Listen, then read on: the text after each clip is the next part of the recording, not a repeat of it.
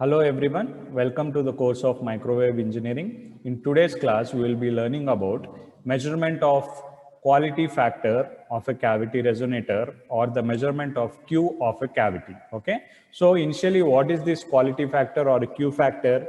Q factor is nothing but the ratio of resonant frequency and the bandwidth of the signal.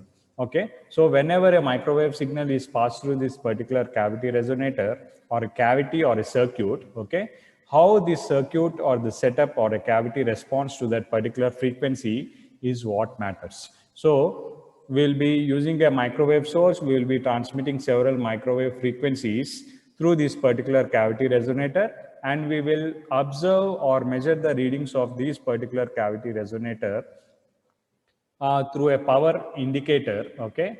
And we will be seeing how this particular cavity resonator or the circuit responds to each and every particular frequency, okay? Now, so there are several methods for measuring the quality of a or Q of a cavity resonator. They are transmission method, decrement method, impedance measurement method. So among these, transmission method is much more easier compared to other methods. So in this method, a cavity resonator, as I already said, a cavity resonator is used as a transmission device, and the output signal is measured using a power indicator, and based on all these readings, it will be resulting in the resonance curve.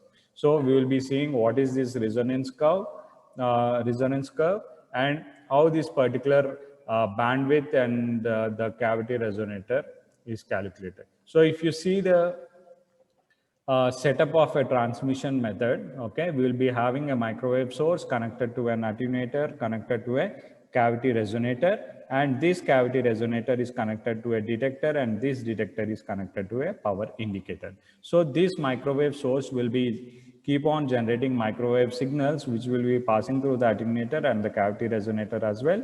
And this particular microwave source, as it keep on generating these microwave signals, it will be keep on varying the frequency. So at what frequency, how this particular circuit or cavity resonator behaves and what is the power altered from it, okay, will be calculated using this particular power indicator. This is how we are going to calculate the quality factor of this particular cavity resonator using transmission method.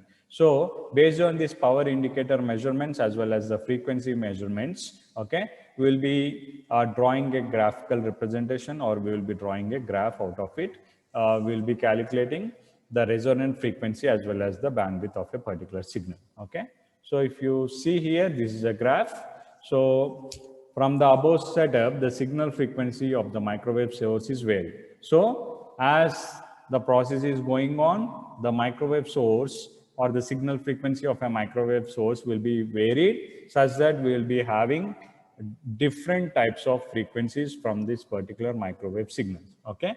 Now, at every particular microwave signal, okay, or at every particular microwave frequency, okay, the power is measured, okay. Now,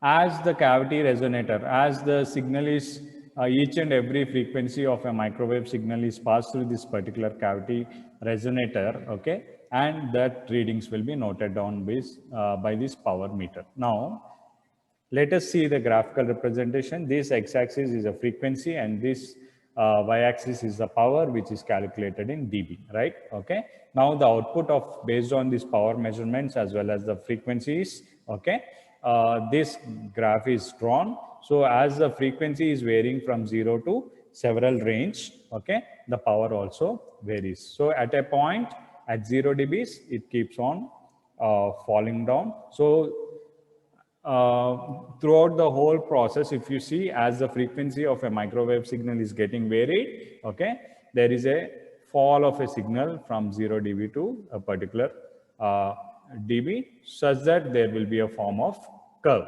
okay.